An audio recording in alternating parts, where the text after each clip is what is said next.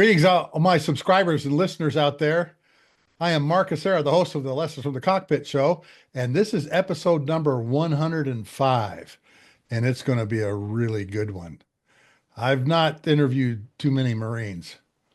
On the Lessons from the Cockpit show, we interview some of the most fascinating and intriguing pilots, aircrew members, maintainers, and aviation enthusiasts from all over the world.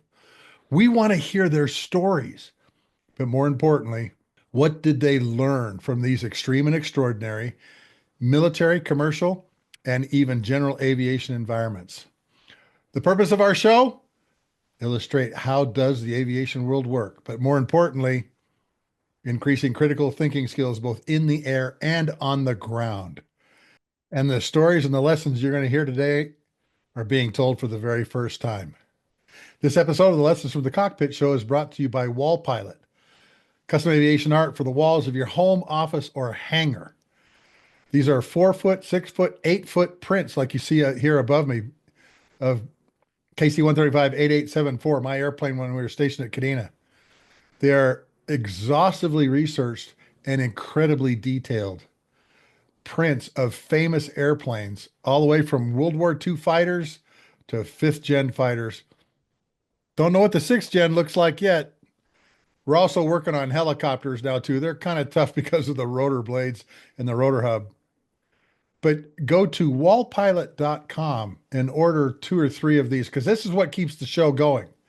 And we really appreciate those of you that have ordered numerous of these prints, because it's really helped the show. And now we're sustainable. On this episode of the Lessons from the Cockpit show, I've been wanting to interview this gentleman for a very long time. We've gone back and forth trying to schedule this. And finally, not only did we do 1 episode, we actually did 2 episodes. And this week, we're going to do the first one with Colonel Byron Shrek Sullivan, an F-18 Hornet pilot with the Marine Corps, F-35 pilot, but he was also the commander of VMX-1, their Operational Test and Evaluation Center. So he got to fly not only fixed wing, but rotary wing and the Osprey. And he's here to talk about what it's like, not only flying those airplanes, but some of his lessons from Ramadi when he was a forward air controller.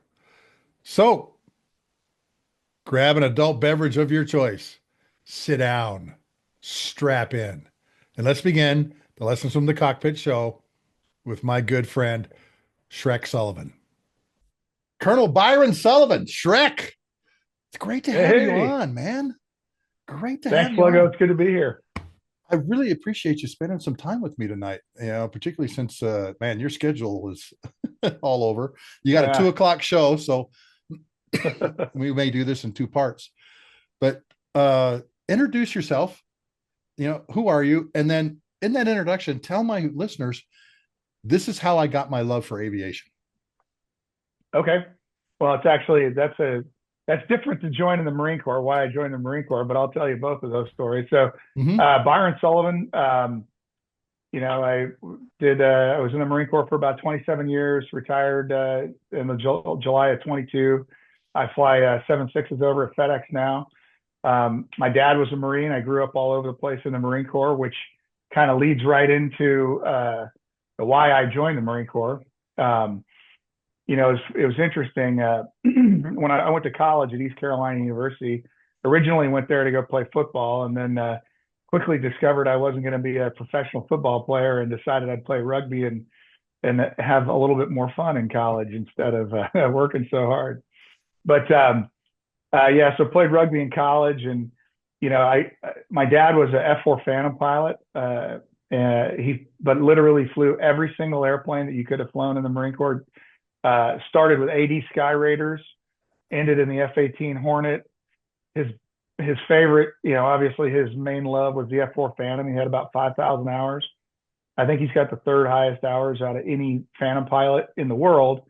And well, at least in the DoD, I'll put it that way. I don't know. There might be some Germans that have more hours than him, but there were only 2 Air Force guys, and that was the only airplane they flew. But he started in ADs, flew every jet, every fighter that the Marine Corps had.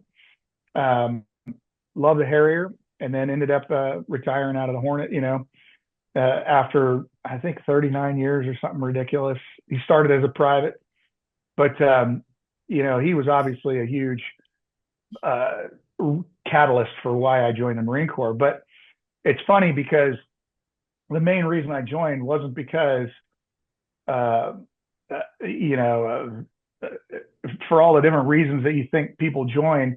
I had the opportunity to see the camaraderie that those fighter guys had together and that the Marines had together for one another, both in the air and on the ground.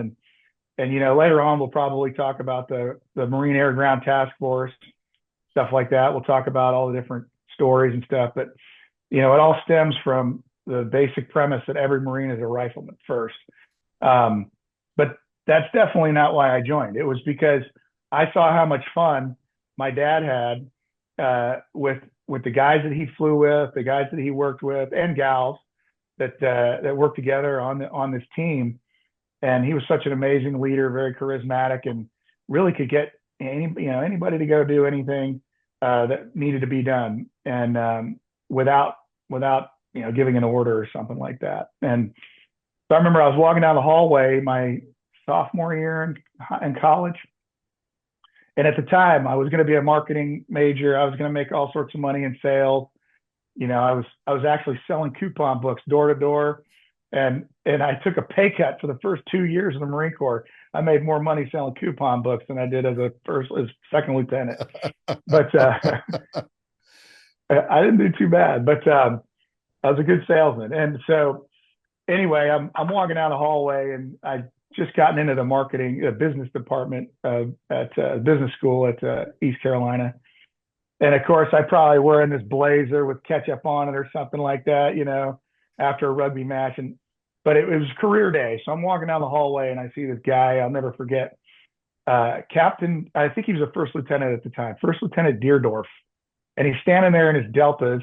And he's got his Marine Corps stuff out.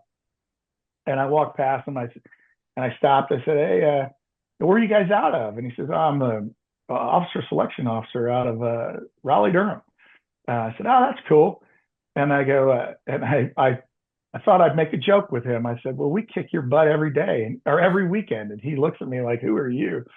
Well, at the time, ECU would go play all of the military, all the military bases. So we go play Fort Bragg, we go play Cherry Point, Lejeune, all over the place. And so I made a joke that we just beat up on the Marine Corps last weekend playing rugby, and he didn't find that too funny. And anyway, he asked me, he said, so you ever think about joining the Marine Corps? And I told him, I said, yeah, I think about joining the Marine Corps. And he goes, well, what would you want to do? And I said, well, I thought it was the dumbest question ever, because what else is there to do in the Marine Corps but be a fighter pilot? You know what I mean? I mean, I grew up with this, 18-foot tall fighter pilot who was, is just a legend.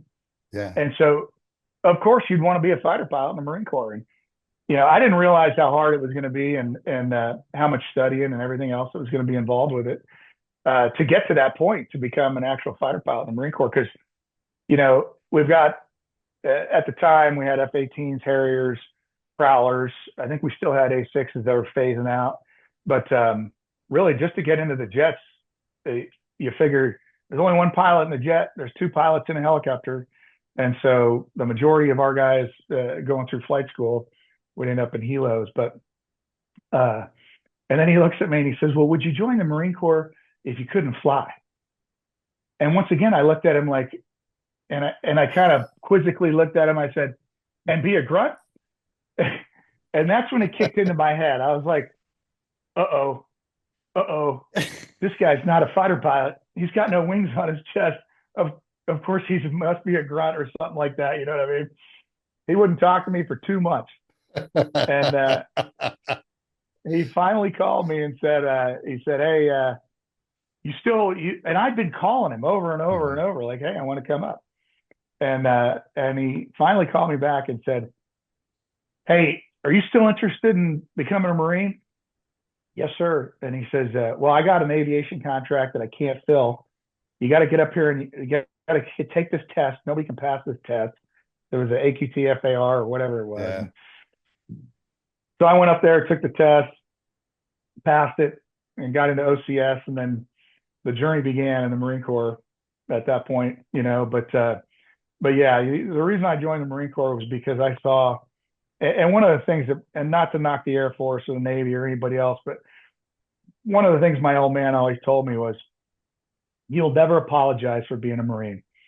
You're never going to walk into a bar and look at a Navy ensign and say, you know, I could have went to the Navy, but I decided to join the Marine Corps instead.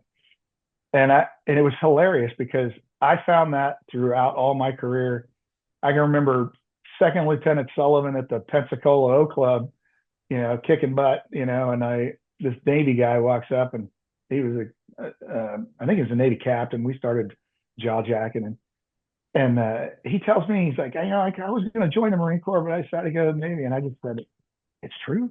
Like, even this guy's telling me this, you know? Yeah. But yeah, so I really enjoyed the Marine Corps for 26 years. I was commissioned in 96, May of 96, and then I retired in July of 22. And you got right into Hornets? Yep. So, you know, finished college, went to OCS, and then finished college, and then went through flight school and selected jets. And then oddly enough, the airplane that I really wanted to fly was a Harrier, because my old man said, you know, that is the Marine Corps airplane. That's the one we're going to land on the street behind everybody, and we're going to go fight all the wars and stuff. And so I wanted to be more like a flying grunt. But when I finished up flight school, jet training, another good friend of ours, Harry Blott, was the senior Marine there, and he called me into his office. He said, "What are you doing there?" And I said, "Well, you know, I think I want to go Harrier." And he was a Harrier pilot, and he said, "No, you're not going to Harriers. There's a red stripe on them. Nobody's flying for over a year." And he says, "What's your second choice?" I said, "Well, Hornets San Diego, or Hornets Miramar, of course." Yeah. And so I ended up in Miramar flying Hornets, and was in my first squadron there, 232, for about 4.5 years or so. And then you got to come back and command the squadron, didn't you? The Red Devils. Yep, that's right. Yeah, so, that was really cool. I didn't have to buy any new stuff. I already had all the Red Devils. Although those bastards, they made me buy a watch. I'll never forget this. The worst coffee mess bill I ever had. I had just taken command. I was on the road that weekend, and my brother had come into town, John Sullivan, just in case anybody's wondering who it is. And he comes in, and I said, "Hey, go get some stuff. You know, I think my XO will be there. He'll let you in and stuff." And the XO lets him in, and of course our little square or whatever wasn't working. And so my brother goes, "Well, hey, just put all the stuff on my brother's tab." So he ended up getting a bunch of shirts and patches and all this cool stuff. And while I'm sitting in my office, you know, like the next Friday or, you know, Wednesday or whatever, and the coffee mess officer kind of sneaks into my office. And he's like, "Hey, Skipper, I got your coffee mess bill for you." I said, "All right." I said, "Well, hang on, where are you going?" And he goes, "Oh, I just put the bill." I was like, "Come here. What is this bill? Let me see this thing." And it was like almost $3,000. I was like, "What the hell is this? $3,000? You kidding me?" And I was like, "Explain this to me." And he goes, "Well, Skipper, you know, we saved that Red Devil watch for you." So the watch was like $2,400. Oh yeah. Which I never would have bought it. My ex-wife, or my wife at the time, my ex-wife now, was like, "You need to get the watch," and she was right. So I was like, "Okay, $2,400. Where's the other $600?" "Oh, well, your initiation, your first dues are $232. And I was like, "Oh my God, you guys got me there." And then, "Okay, well, what's the other $300 or whatever?" "Oh, well, your brother bought a bunch of stuff at the coffee mess." Like, you know. So yeah, that was good too. Leaves the brother hanging. Leaves the brother hanging. He got me back because when we were overseas, we went on UDP. Yeah. He sent me a really nice box of cigars that I'm sure cost more than $300. And we smoked those together. It was good. Yeah, but the Red Devils, man, they go back a long way. there's a lot of history with the Red Devils, man. You got Oh to yeah, you got to command one of the oldest squadrons in the Marine Corps, and they have so much history. that's right. We used to oldest, most decorated fighter squadron in the Marine Corps was our claim to fame. First in, last out. Of Vietnam. It was really really cool to be a part of that. And we're coming up on our 100th year. Oh man, September 2025 will be 100 years of Red Devil Aviation, right? I can't believe it's 2025, right? I But know, yeah, I know. I mean it's crazy. So where's But the reunion at? yeah, Where are you guys having the reunion? I Obviously, don't you know. guys have a big party, aren't you? I'm hoping so. I haven't heard anything. So, and a lot of my old buddies, a lot of the Red Devils are asking about it. So we'll see. So talk to my listeners about MAGTF. Okay, since we're talking about flying airplanes and close air support, and obviously Yeah. the Marines do a lot more than close air support, but you're like an airborne rifleman too. And talk to them about, hey, here's what a MAGTF No, does. that's exactly right. And Sluggo, you hit it there on the head. Um, and I think one of the easiest ways to understand it is if you understand the difference between the way that the Army and the Air Force do business. When in the Air Force, strategic bombing, they think they own the land because, we can fly over it, right? And the Army, everything is kind of in direct support of whatever's going on the ground. And their helicopters are more like flying tanks, if you will. They don't like to be controlled. Okay. So essentially, you would give that, Apache or whatever helicopter you got working for you just a mission, and he would go out and execute that, where the fires might be not as integrated with the ground maneuver as it could be, or thoroughly integrated so that they understand everything that's going on, and they feel like they can, just like a flying tank, kind of shoot and maneuver as necessary. And that kind of goes the same for the Air Force. Well, in the Marine Corps, every single thing that we do supports the Marine on the ground with boots on the ground. And what I mean by that is whether it's artillery, naval gunfire, close air support, deep air support, anything that we're doing is in support of that Marine on the ground. And whoever owns that ground owns those fires. Now we've got different ways to separate the fires with the FIBA, the FLOT, all sorts of different ways of, hey, past this, we're going to do strike coordinated armed reconnaissance. So we're just going to kill everything inside this range. Now we got to, and the Marine Corps was the only one who had a BCL, which was a battlefield coordination line, where, hey, we can do air support out here, but then inside here we're going to do this. So we had another line, essentially, if you will, compared to the way that the Army and the Air Force did it. Primarily because our artillery didn't have the range that most of the Army artillery does.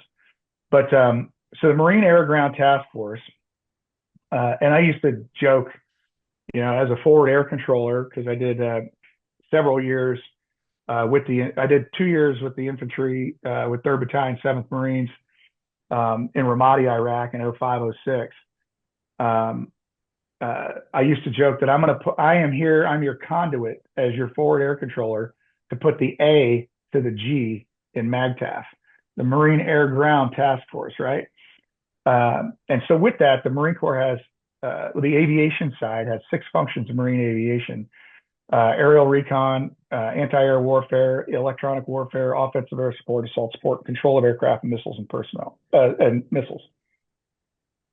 And so all 6 functions of Marine aviation, whether you're picking guys up and moving them, whether you're dropping a loom on the battlefield, whether you're conducting close air support, right up close, or aerial recon, all those 6 functions are how we operate from the air to support that ground commander, whoever that might be on the deck. And when you see that happen, it's a thing of beauty. And so I go back to my story that I told you at the beginning, right? Like, are you kidding me? And be a grunt? Like, who would ever do that? Well, that was an ignorant young, freaking sophomore in high school or college who doesn't know his butt from a hole in the ground and didn't really truly understand the power that the MAGTF can bring. Because when we move a MEU off the coast, it's similar, like everybody talks about the carrier coming off the coast, but when we put a MEU off the coast, that means that, at the time, that meant that artillery's coming with it, tanks are coming with it, Marines are coming with it, and air is coming with it. And so you kind of, insinuated this a little bit, but I used to tell our guys, listen, and the Air Force would fight this. Air Force would say, we're not airborne artillery. I'd say that's bullshit. You are airborne artillery in the Marine Corps. Like, you don't do anything that ground commander didn't ask for. And you don't do you only do it where he asked for it, when he asked for it, because it fires without maneuver is a waste of fires, and maneuver without fire is a suicide, right? Yeah. So, Yeah. so fire and maneuver, right? Like, that's what we do. And so oftentimes that would really show itself in the difference between like forward air controller airborne and stuff like that. To become a forward air controller airborne in the Marine Corps, you have to control not only other aviation assets, to include helicopters, but you also have, and B-1s, whatever you might control, but you also have to control naval gunfire. There was a check in the box for that. And then you also have to control artillery. And so, as a single seat TAC A, you'd task load some things to your wingman, and you'd say, okay, this is how we're going to build this grandiose plan. I used to call it the orchestra, right? Not only are we going to play the trombone, but we're also going to beat the drum. We're going to do this. We're going to do all the things that happen in an orchestra, which would be, artillery coming in at this point. It's going to cease for a second. Boom. We're going to hit them with aviation assets. Then artillery is going to pick back up. Now the rotors are going to come in and clean up anything else that's left over. And then they're going to peel off. And, you might set up, just a grandiose plan. And oftentimes those things might go out the window and you have to pick it up. But for the most part, everything that we did was in coordination with the ground commander. And that was the number one thing. So, so when we come off the boat and we're going to the land to hit the beach, the beach is prepped by naval gunfires and aviation assets to ensure that we can get on the land. Once we get on the land, now we're going to push it a little bit further out, and then we'll get our artillery out there. We'll start being able to do our own thing. And then same deal as we move further inland. Now the deep air support, fires are going to turn into close air support fires at some point. And all that's coordinated through your air officer at the battalion, at the MEU level, the regiment, the division, all the way up. You're going to have an air officer that's sitting right next to the ground commander, whoever that might be, informing him or her on the best ways to use the 6 functions of marine aviation to integrate the fires. And those functions have not changed in decades, have they? That's right. Yeah, there was a movement a little bit ago. I mean, UAS is also incorporated in the 6 functions. I oftentimes see blurbs about UAS in there, and we've recently, about the time I was getting out, as we started to integrate more closely with all of the other aviation assets. Now, we've got, you look at the South, at China, for example, and how are we going to control those fires? Control of aircraft and missiles. That's a big deal. And that falls on the DASC, and those folks down there in the Marine Air Support Command and Control Squadrons.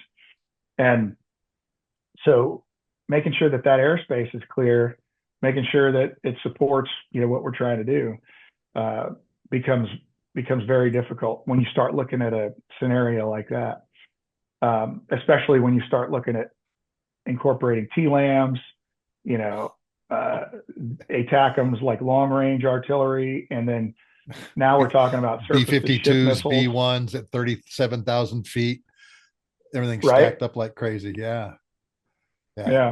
But you know what, So Shrek, having worked at the KAOC during Iraqi freedom and seeing this, on the big board, you're right.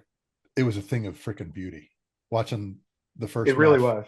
watching the first MEF make their charge up to Baghdad and all the stuff that they were doing, and got to tell on myself a little bit here. I've actually been on uh, an amphibious assault ship. I was on Iwo Jima. There you What go. an incredible piece of machinery that is, And Yeah. I know we're going to talk about mostly aviation here, but talk a little bit about what one of these large deck amphibious assault ships is, because it can not only do combat, but it also does humanitarian work too. It's Oh man. Yeah. amazing. Like when those ships pull into port, like uh, I remember back in the day, the Wasp had pulled into Norfolk or something like that, and I got on there and I was doing whatever and talking to the folks, and they're like, when the Wasp pulls into port, we are the largest hospital in that whole area in Virginia. Like you talk about the humanitarian stuff, it's insane. The malleability of those ships, whether you end up in a humanitarian crisis, after a hurricane or whatever, and you're out there delivering things to, logistics, moving things from the ship to the shore. It's very impressive to see that. So yeah, it's not all about warfare, kinetics, if you will, all the time. I remember standing in the operating room area, Shrek, with the 4 operating rooms off that one desk in the middle, thinking to myself, "Holy smokes, look at this, man!" And they were talking about how we triage people on the deck, that leads down into the well deck. We got helicopters up above, and I was able to talk to Admiral Kilkenny, who was the maritime commander for Operation Katrina, which was just amazing. And what was the one ship that they sent? An amphibious assault ship, Yeah, yeah, because you can yeah. That's land pretty awesome. everything on it. Okay. But Well, not only that. yeah. Oh, go ahead. Go ahead. No, go ahead. Go ahead. No, I was just going to say, you know, you can you can make it into this, like you said, the largest floating hospital that just pulls up to shore and immediately start treating people, like during the tsunami that they had out in the Far East, Katrina, all of those things. Everybody thinks that we go around, like Rush Limbaugh says, killing people and breaking things. That's not entirely true at all. And we do incredible humanitarian work. And the Marine amphibious assault ships and the Marines with their LCACs and all these things are huge in those types of operations. Huge. Yeah. So not to get too far ahead of myself, we'll talk about VMX more, but since we're talking about these ships right now, VMX was involved. We made a Lightning carrier. I don't know if you saw the news on that, but we put over 20 JSF, Joint Strike Fighters, F-35Bs on one of those ships, and we operated for 3 days, and it was insane. I mean, we defended the ship. We did all sorts of different exercises. It was really impressive. MAG-13 put it on, and I took part of VMX out there. Actually, I think I took either 5 or 6 of our airplanes out there, and it was my first time landing on the boat, the F-35B, and the workup that I did for it was 5 simulators. I did 5 Oh, simulators, and then showed up behind the boat in an F-35B and came right over and landed, and that was pretty awesome. And the boat really did a great job to make sure it could all happen. But now you talk about that the idea of these amphibs, and now you load up a bunch of F-35s on there, and that is pretty impressive firepower. Especially with what we have out there today with the surface-to-air missile systems that a lot of these folks have. well, and now the amphibs in the Marine Corps have a low observable airplane that they can take anywhere, and Yep. particularly on these ships, and that's something they haven't had, until now. So good segue into VMX1. Go ahead. Talk about, because I can see VMX-1 plaque up above your head there, and all the different aircraft. And you got to fly F-35s and Helos and Ospreys. Talk about that for a moment. And then what I'd like to do is jump into what was it like switching from, Hornets to F-35s, but talk about being at VMX-1 and commanding such a unit like that, that's on the leading edge of the technology and the tactics that you are employing in the Marine Corps, as this story illustrates. Yeah, it truly is. So let me start with the history of VMX-1 real quick. So it dates back, in the Navy, we got, it's probably easier if I look at the patches, but we had VX4, VX5, VX9, and then those were all Navy squadrons. So if you notice the stars here on the patch, you got 4 stars on this side, 2 and 2, and then you got 5 stars on that side. So you had VX4, which was Navy, and Marines used to do operational test and evaluation there. And then we had VX5, which was also a Navy squadron, and we would do operational test and eval there on different airplanes. And then they combined VX4 and VX5 and made VX9, which is the 9 stars that are up there. Mm-hmm. When the V-22 came out, it was obviously, as you well know, it was a very contentious program. A lot of folks are still shooting at it today. When the V-22 came out, and so the Marine Corps was worried. I don't know that they really made this open or public knowledge, but they were worried about the Navy testing it and being overly involved with it, because there were a lot of people that were trying to shoot it down, I think. And so the Marine Corps then made VMX. This is our first Marine Corps operational test and evaluation squadron. 22, right? 2 stars there, 2 and 2. So that's where the stars come from on the patch. And so we made VMX 22, and we did operational test evaluation on the V-22 only, and we did that in New River, North Carolina. So that's the first Marine Corps operational test and evaluation squadron. And their patch had this, like it was like a cross on it. It was really like I forget exactly what it was. It was more like an arrow, like a north pointing, like a compass rose, essentially. So we put part of their patch on there, which is that cross behind St. Mark's Lion, which is right here. That's St. Mark's Lion. A lot of people get that confused.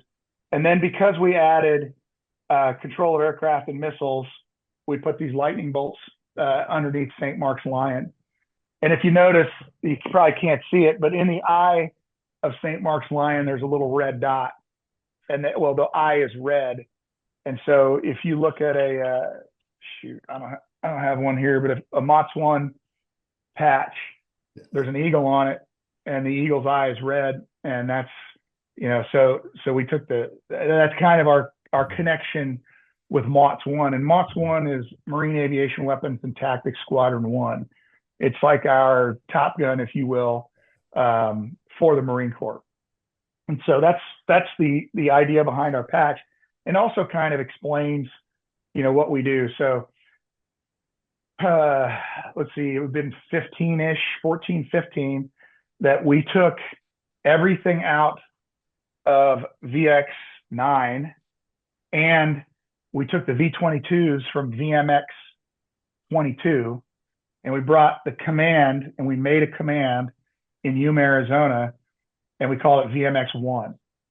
And the idea behind VMX-1 was, much like the Air Force does business, they have the 422, which is their operational test squadron, right next door to their weapons school, right? At Nellis. And so our weapons school, right? So our weapons school is MOTS 1. And now right next door, we've got our operational test and evaluation unit. And it makes so much sense, because we don't do, like, when we test, we aren't testing, separation testing. We're not doing, we're doing operational tests. So it's like, okay, hey, Shrek, here's the new thing. Go figure out how to use it. And tell us what's wrong with it so we can fix it before we send it to the fleet.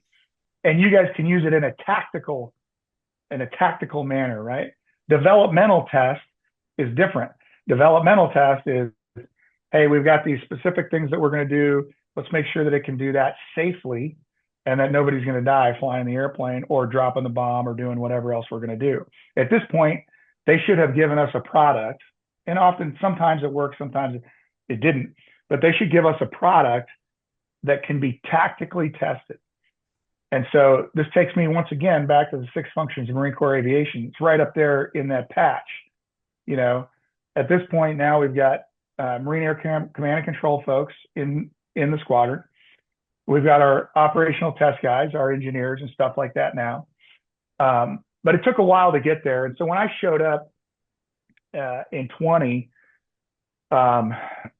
we had 2 commanders at that point. So the unit started to move in 15, 16. They stood the flag up at 16. Their first commander was Sac Rao. He was there for 2 years. And then Mud Duck McCardle was after him. And I was the third guy.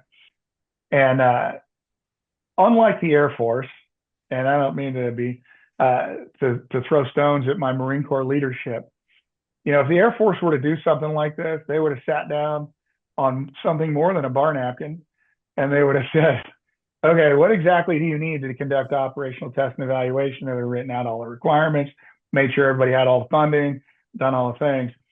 In this case, we had a freaking head forward, awesome Lieutenant General Davis, Dog Davis. And he said, I want to put VMX-1 on the map. It's going to go over here in Yuma, Arizona. We're going to do it like this.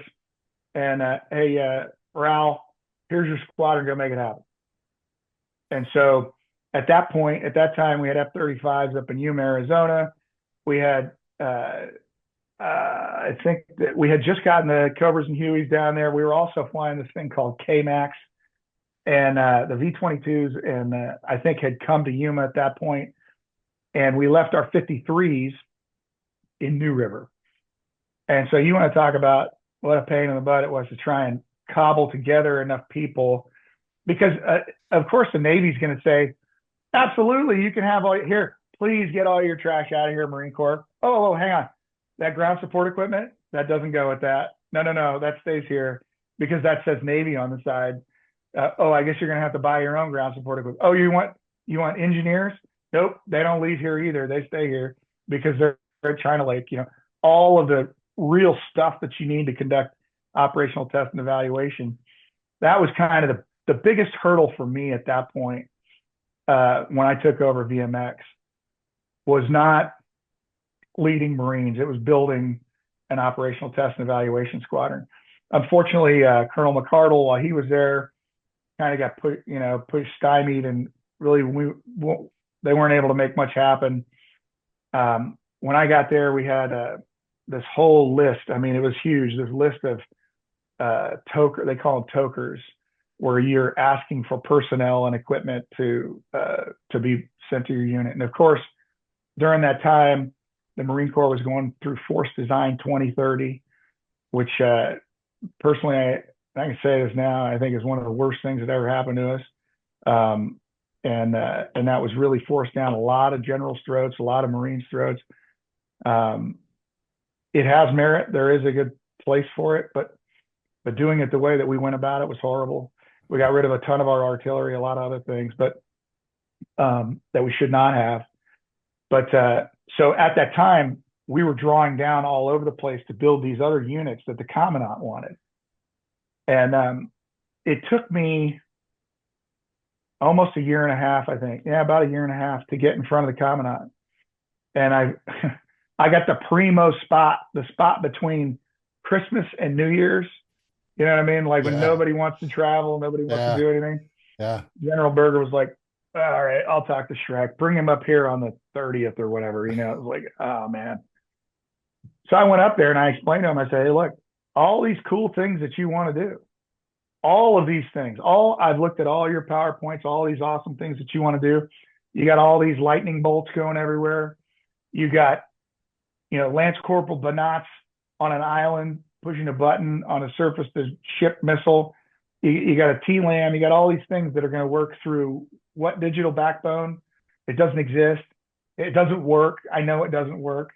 I mean, I've been testing this since I was at MOTS in 2010, and we went through a lot of different examples. And I was like, your bid for success is VMX1, because VMX1 is the place where, just like you stated, I've got the latest and greatest fighter aircraft on the planet. There's nothing better than an F-35, and I'm telling you that. I love the F-18. Probably talk about that here in a second, but if I want to win, I want to fly an F-35, hands down, hands down. The last hop I did in the Marine Corps was with a good friend of mine, Steve Gillette. He was a skipper over at MOTS 1. And we were in 232 together. We were schedules writers in 232 together in 2000. And so we flew our last hop together. We went out and fought. I told the CEO over at our RAG, our replacement air group, I said, hey, bring as many as you want, however you want to do it. We're going to put you at our dead six at 25 miles, and we're going to whoop your ass all day. And that's what we did. We just showed up right behind them every single time. And it was great. But F-35 is an amazing airplane. It's got so much capability that doesn't do a good job right now of talking to the ground, and doesn't do a good job of taking all of that information that we could integrate with the ground a lot better. And so when you look at that, and then you take the AH-1 Zulu, which is the Super Cobra, you know, the four-bladed Cobra, which is another amazing airplane. The UH-1 Yankee, the Huey, the new Huey, the Super Huey, whatever you call it. But both of those two aircraft are awesome, and they're getting Link 16. They're getting into this new era where they're going to have a lot of information pumped into them. And so as we develop those aircraft and they start coming on board, and the weapon systems that come with them, JAGM, Joint Air-to-Ground Missile, that you can, no kidding, like shoot pretty far away, and it'll home on a waypoint that could have been given to you from anywhere. Yeah, great weapon. You know, great weapon. It's only been in production or in testing for like 25 years or something like that. But yeah. And then you take that, and you know, amazingly enough, you put a V-22 out there, and then I haven't even talked about the CH-53 Kilo. That was amazing.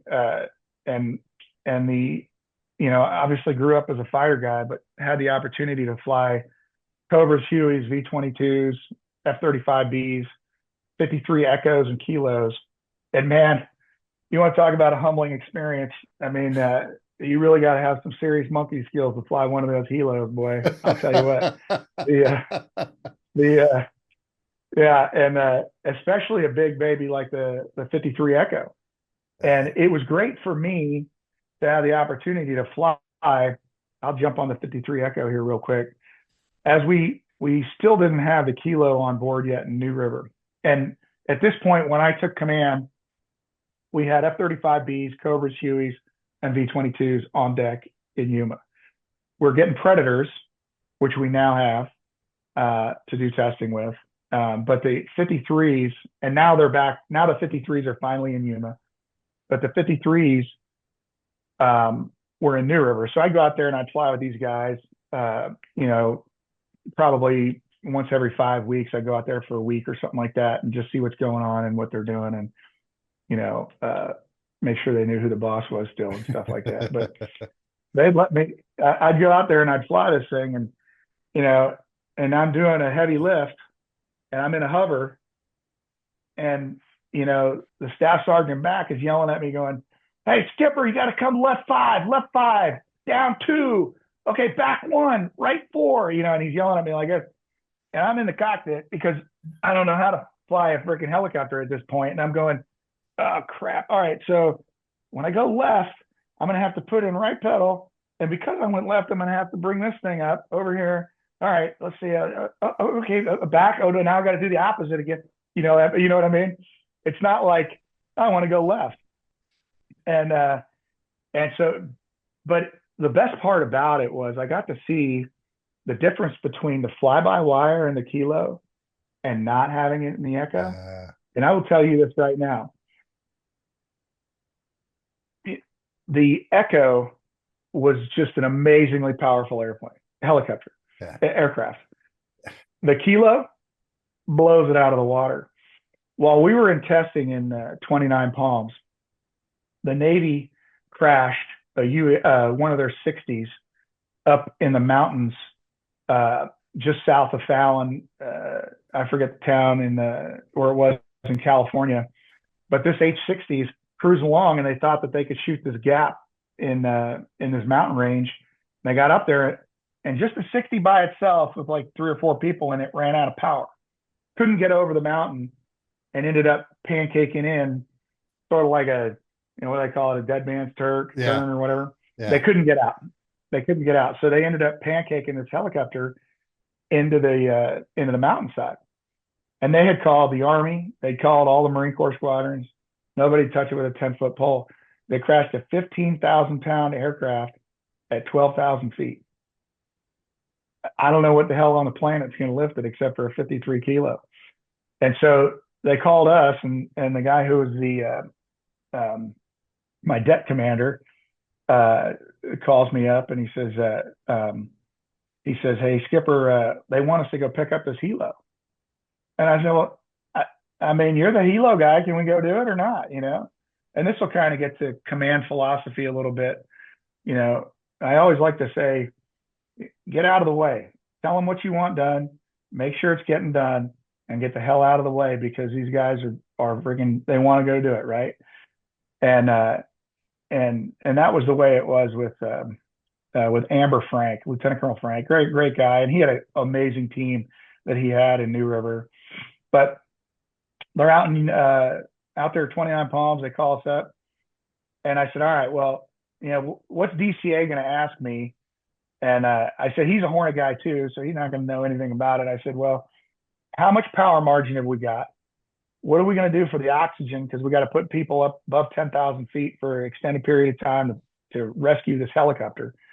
And I said, "Let's come up with a game plan, but I need to make sure that our helicopter can do this. Last thing I'm going to do is send a freaking $100 million helicopter out there and go crash it." Not that I was worried about. I mean, I was worried about that, but that wasn't, any kind of failure would have been not great. And but this is what the damn thing was designed for. Let's go do it. And so I said, "Amber, come up with the numbers and let me know." He calls me back. He says, "Skipper, we should have at least around a 10% power margin. We should be good to go." I was like, "All right, well, where's the safety plan on how we're going to do all the other stuff?" And they gave me this great PowerPoint, all this good stuff, and really went through the details. And before I took command of EMX, I was the director of safety in the Marine Corps. They truly put the inmate in charge of the asylum when I was in that position. But so Amber comes back, and he's got a great brief, and I sent it back a couple of times. I was like, "Add this, do this, change that puppy to a small dog," and it looks great. I sent it to the boss, not so Weiss at the time. Just an amazing man. Lieutenant General Weiss was great and super great to work for. He did my retirement, just a great American. Really loved working for him. Once again, another leader who got it. Go do this, and, make sure you're doing it right. And anyway, I sat to him. He says, "Well, what do you think?" I said, "Well, shit, sir, I think we can do it. Let's go do it." And he goes, "All right, go do it, Shrek." And I said, "All right." And we went out there, picked up that helicopter, flew it right back down to the basin, set it down. Hardly looked like it had been jacked up at all. I mean, and it was just really impressive to see those guys do all this stuff. And I mean, that's part of, it wasn't technically a part of our test. It should have been, but it was something that's kind of a little bit outside the purview. But recovery of aircraft and personnel is part of the deal for that helicopter, right? Trap team. So you guys are good at trap team, man. Trap, going in and rescuing folks and getting them out. Yeah, that's right. So they went out there, they picked it up, set it down.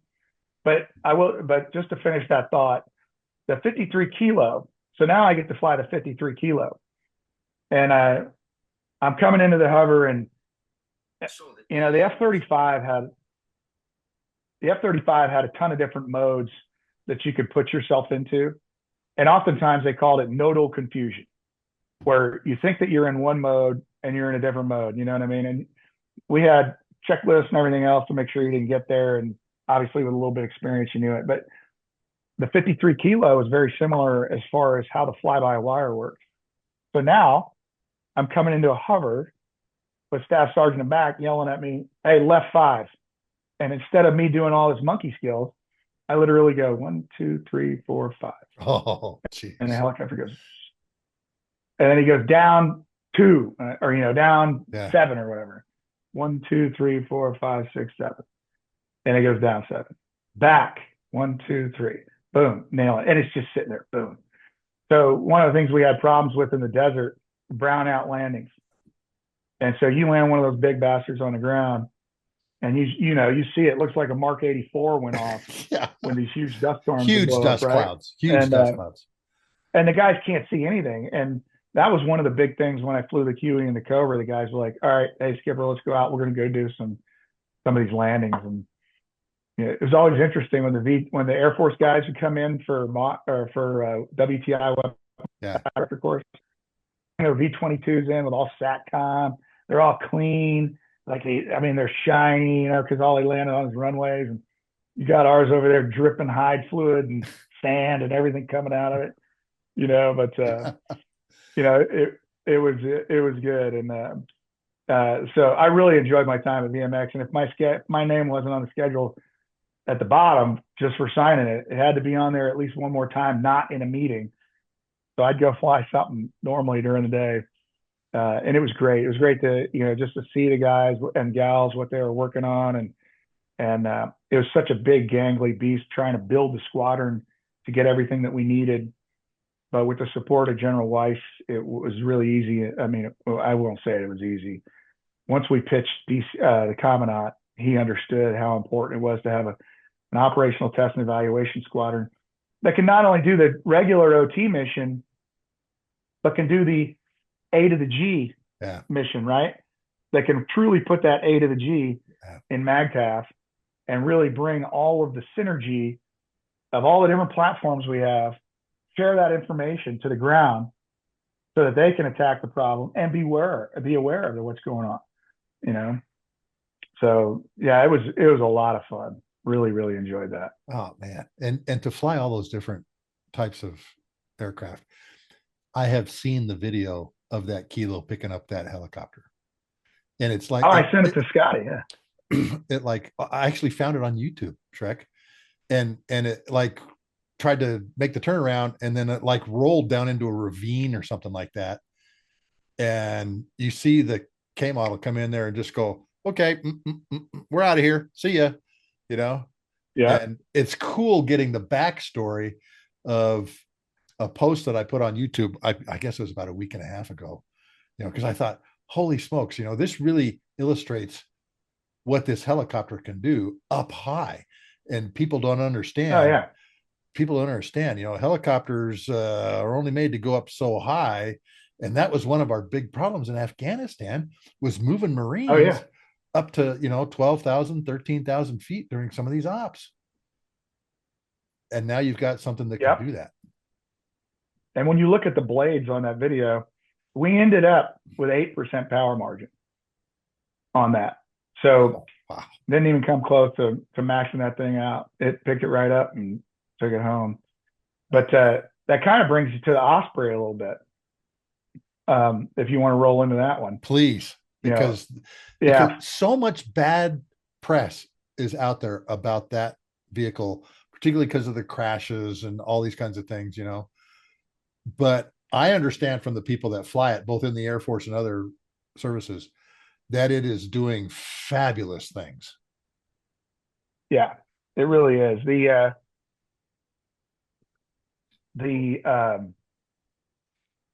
V-22 is a blast to fly, first of all. And even ride in, when that thing takes off, it kind of takes off a little bit like an airplane. You got your plopters like this. And then as you get going, you add power. Well, it takes off and these rotor blades are up here, the nacelles are up like this, right? And then, once you get going, you continue to accelerate, and you're accelerating up like this. It really feels like there's a lot of G as you're going. And then when you drop those nacelles forward and it switches from the blades change pitch so that they're more like propellers instead of rotor blades. And it's interesting if you ever really look at the way that the design of that rotor blade is. The inside part's more like a propeller, the outside part's more like a rotor blade, like a regular rotor blade.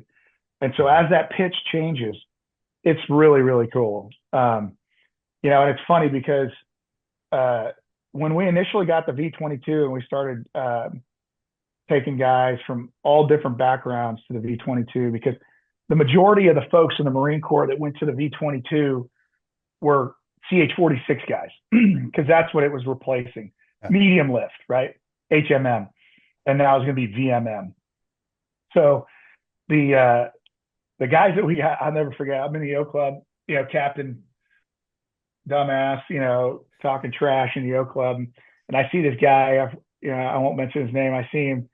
And I'm like, dude, I saw you got V-22s. I was like, did you think that was the F-22 transition? Like, what were you thinking? Going from the Hornet to the V-22, I was busting his chops. But after getting to fly the airplane, it was a lot of fun. I mean, and the capability, I think one of the big deficiencies that nobody talks about is that we didn't make it around.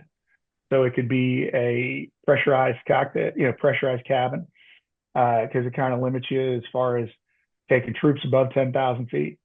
But for the most part, I mean, that thing cruises.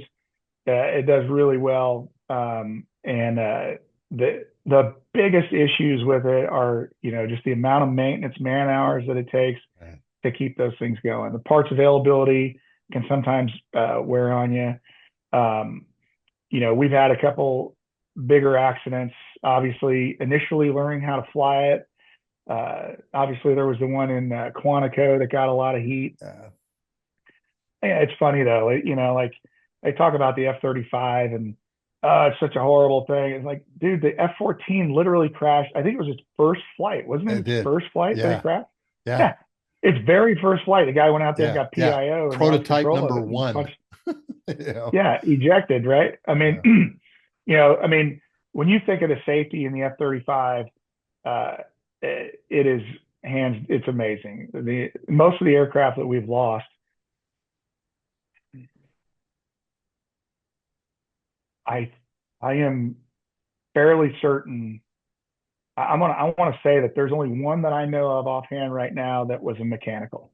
No, I'm sorry, two that I can think of right now. The one in Dallas Fort Worth, where that guy, he should have punched out of that airplane before it ever started coming down.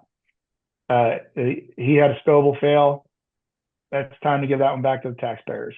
I'll tell you all about that one if you want. But then the other one was in Beaufort, South Carolina. Guy took off, and we had a there was a duct that to save weight, we decided to put fuel. We call it fuel hydraulics under 5,000 psi in the back of the airplane. I mean, you're never going to have a hide leak or something like that, right? Well, anyway, this fuel line ruptured and literally spit out all of the gas from the airplane in like less than 30 seconds. It was empty. And I'm brain farting on the guy's name right now. I'll think of it here in a second. But the guy who was flying it told me the story. He said he's coming in, he's dropping off a young guy who's coming into a full stop. As he's landing, he goes around, because we don't have any 2-seat F-35s, right? Yeah. So as you're doing your first hops, you got a guy that flies around with you. So he goes around and he's going to jump up into the pattern to do kind of like a LAPL, if you will, like a low altitude power loss, and come back in and practice engine out landing. Mm-hmm. We didn't quite make it up to high key or low key in this case. As he's coming around, it just turns off.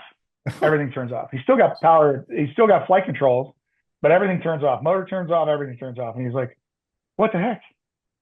And he's the way he tells the story, it's hilarious. He points it away from the airfield because he knows he's not going to get back. Points it away from civilized, and he's like pointing at this little island. And he's like, "It's going to start." And it'll start here any second. Like, all right, what's going on? Yeah, shit, it's not going to start. I don't think it's going to start. I guess it's time to get out. He literally waits until the last second, punches out. Airplane goes into the beach there. He lands over here, and he said as he lands, he's like, "Holy cow!" He looks out and he's like, "That's the cockpit I was just sitting in, like right over there." And then he picks up his phone and he calls a duty, and the duty officer is like, First Lieutenant Benazzi answers the phone, right? And he's like, "Hey, this is so and so. I just punched out of the." He's like, "We can't talk right now. We got emergency in progress. You got to call back later." Hangs up on him. And then the duty officer, the captain who's standing next to him goes, "Hey, who was that?" And he's like, "Oh, that was so and so." And he's like, "What? You just hung up? That was the pilot. That was the guy who was flying the airplane." So Willie T. Paxton was the guy's name. Great dude, just a great dude. And so he's coming down. He punches out. Looks. He's like, "There's the like holy cow." He's just kind of amazed. So he calls the duty officer, and Lieutenant whoever answers the phone, and he goes, "Hey, this is Willie T." And he's like, "Hey man, I gotta go. We got an emergency going on. A jet just ejected. The guy just punched out of a jet." And he hangs up the phone. And Willie T's like, "Well, I guess they'll call me back." So then he calls his old lady, and he's like, "Hey honey, I'm okay. Everybody's worried about this accident, but it was me, and I'm just standing out here on this island." And he's like, "What?" And then of course, like 2 minutes later or less, the squadron calls. They're like, "Hey dude, did you just call here?" He's like, "Yeah." Anyway. But yeah, so there was that one. But and then What happened to the the one Dallas one? The so Dallas one. yeah, so the jet is super smart, right? And so we have um oh man, we got electronic ignition deals that work both the lift fan up in front. So like on your F-35, let's see, I got one right here. On your F-35, right up here, you got a lift fan. This hatch opens up, right? And then the tail points down, right? And so this guy's coming in on a test hop and goes into STOVL mode. And my understanding, I didn't read the SIR because I was out about that time, but my understanding was he had a STOVL lift fan STOVL failure, which means the computer that runs the back motor, there's two digitally aided computer systems that basically run the lift fan and the back motor. And so when you want to go down in the F-35, you push the stick forward. It's kind of weird. The way it works is as you come in, you're flying in, you literally reach up and you hit a button that says STOVL. And in the C, that's where the hook is. And same thing with the A, there's a hook button there. But you push that button and the airplane starts doing its transformer thing. And as it slows down, it gets into no kidding, like vertical flight. Well, so he had the 3BSM, the part that moves that back nozzle down. If you look at the video, you'll see like a little white puff, like this. And then the airplane starts coming down. Well, as it's going down, my understanding was he had full backstick and it's still coming down. Well, when it touches down, boom, the lift fan up in front goes, sweet, we're on the ground. So I'm going to stop doing my lift fan thing. Well, the tail is like, the monkey wants to go up because he's still pulling back on his stick. And I don't know that we're on the ground because I've had this computer malfunction and it starts to lift the ass of the airplane up. Well, that's why you see the airplane kind of go like this. Yeah, and then it's on its nose wheel. It's like on a nose wheel. Yeah, and then it gets a little bit of a yaw and it kind of rolls like this. That brave pilot, I mean, I got to tell you, to be in that situation, he's doing a test flight, and he's working for DCMA. Like, he stuck with it. He should have punched right away. He should have ejected as soon as he saw the STOVL fail. And everybody's like, why did he eject after he got off? Once he hit the ground. I'm like, man, you don't know if your Bronco ride's over. You just know that I'm I could get out of this thing right now, and I don't know what the hell just happened. So, there's a lot of armchair quarterbacking and stuff like that. But the bottom line is, I mean, that's why those guys go out and do those test flights and stuff, and to make sure that all that stuff's working when it comes to us. Oh, I know. But most of the F-35 accidents have been some sort of pilot error. Whether that's CFIT, control flight and terrain, mid-air collision. Even that one is a good friend of mine. I'll leave his name out of it, but the one in Beaufort where we, no kidding, lost the jet for a little while. Yeah. That should have been a recoverable accident. And in fact, unfortunately, he ended up losing command of VMX-1 once the commandant found out about what happened. And he wasn't in command of VMX-1 at the time. That's a leadership issue I'll stay out of. But bottom line is that once they got the JAGman on it and the commandant read it, he was like, I can't have someone who's got a mishap that's their fault on. Yeah. And once again, I don't fault the guy for, in that situation, they were in bad weather. He lost his primary flight display. Who knows what he was feeling, Harrier guy, and that's his background. And, didn't know which way up was and decided that he wanted to live, Wow. But, that was a tough one. Yeah. But, most of the other ones have just been, oh shits, which happens, right? I mean, they shouldn't. I can't think of one in the Marine Corps that happened in a truly tactical environment. Most of them are tanking, all the stuff, this from your tanker days. I mean, it's when your pack kind of comes off a little bit,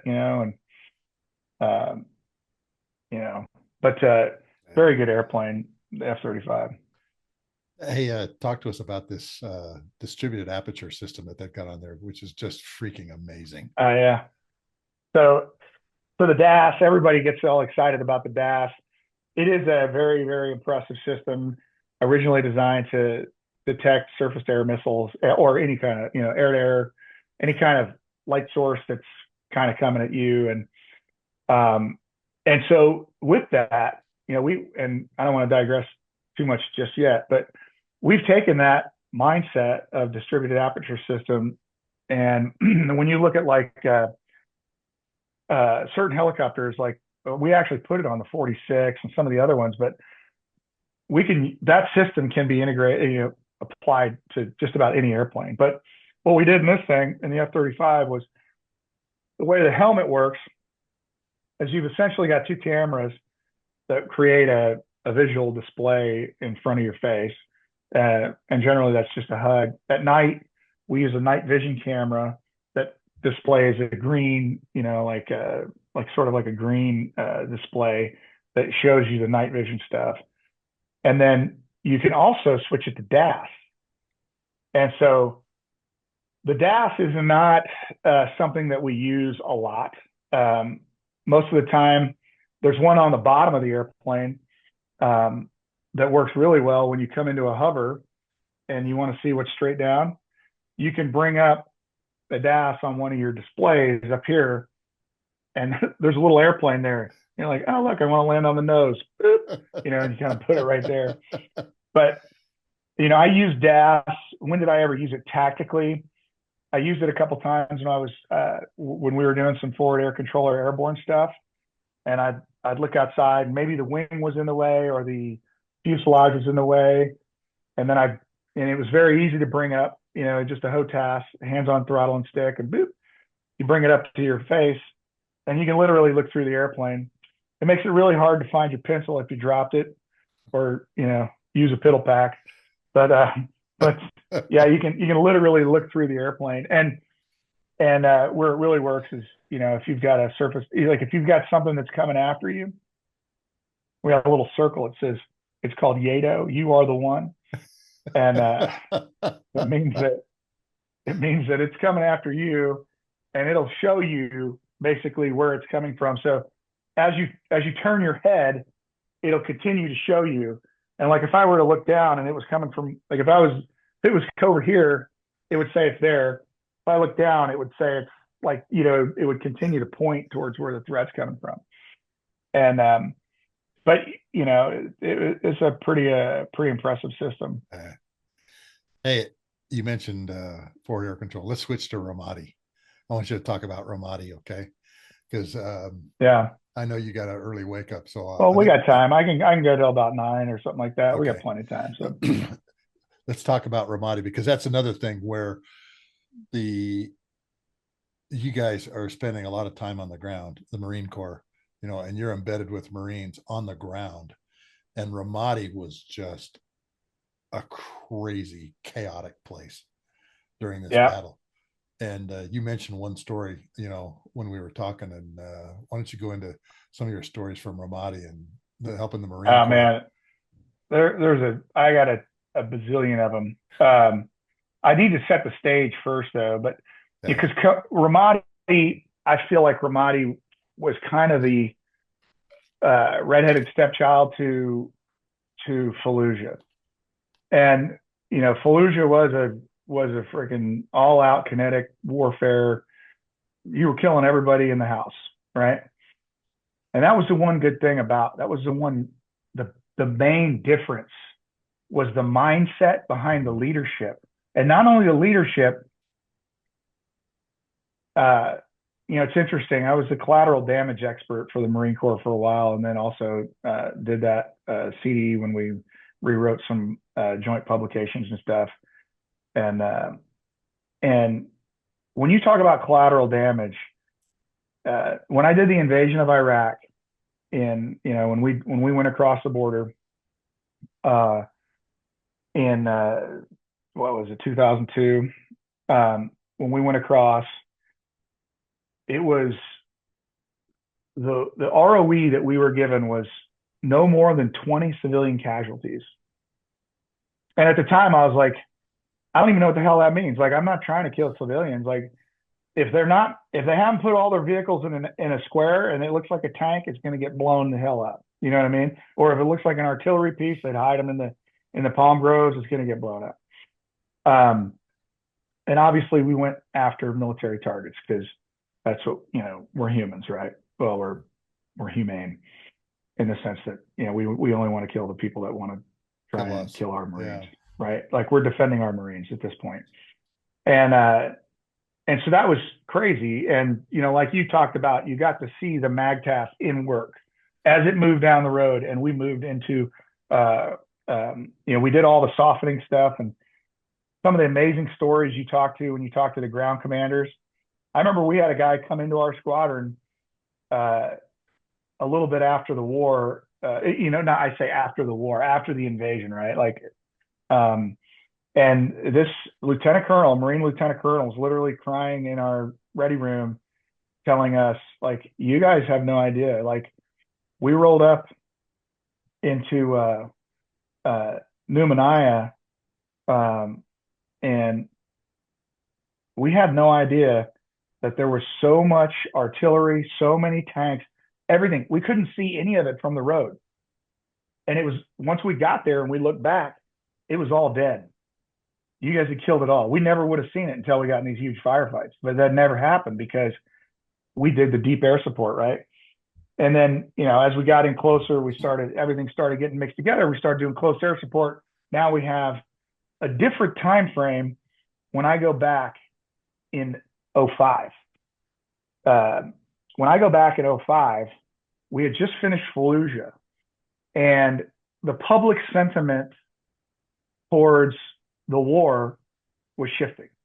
And first of all, you just have to have some sort of ROE out there, but nobody's okay with 20 civilians being killed, and that starts making the news, and that starts losing public sentiment for what we were doing, which was trying to take out the weapons of mass destruction, right? And so now it goes down to like 10. So when I first show up after Fallujah ends, we're going to Ramadi. And of course, all the scumbags left Fallujah and went where? To Ramadi. And so now we're trying to develop public sentiment towards hey, look, we don't want to be here. You don't want us here. Why don't you take your city back? And it's funny, when we first showed up there were cops. We had the Ramadi, Ramadi had a police department. It was a joke. And I'll never forget, I think it was like week 3 or something like that.